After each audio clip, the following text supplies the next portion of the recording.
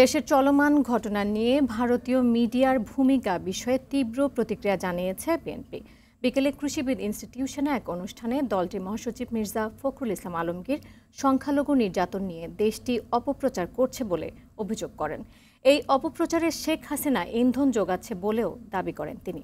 পরিস্থিতি স্বাভাবিক রাখতে ফ্যাসিবাদ বিরোধী সর্বশক্তিকে ঐক্যবদ্ধ থাকার আহ্বান জানিয়েছেন দলটির আরেক সিনিয়র নেতা নজরুল ইসলাম খান। সুমন তানভীরকে সাথে নিয়ে বিল্লাল হোসেনের রিপোর্ট। চট্টগ্রামে আইনজীবী হত্যাসহ ৫ আগস্ট পরবর্তী বাংলাদেশের পরিস্থিতি নিয়ে প্রতিনিয়ত মিথ্যা ও অতিরঞ্জিত তথ্য প্রচার করে যাচ্ছে ভারতীয় গণমাধ্যমগুলো। এ অবস্থায় শুক্রবার বিকেলে কৃষিবিদ ইনস্টিটিউশনে আনুষ্ঠানিক প্রতিক্রিয়া জানালো বিএনপি।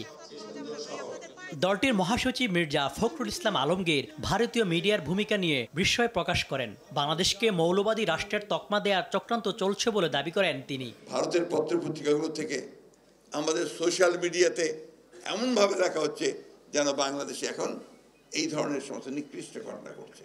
ঘটনা তো তা না।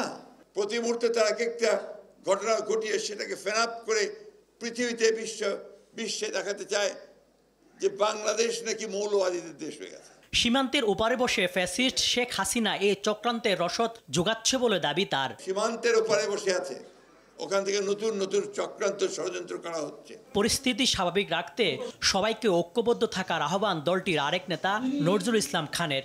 তারা নানা নামে নানা কৌশলে এদেশে বিশৃঙ্খলা সৃষ্টির চেষ্টা করছে। তারা আমাদের আন্দোলনের সাফল্যটাকে ব্যর্থ করে দেওয়ার চেষ্টা করছে।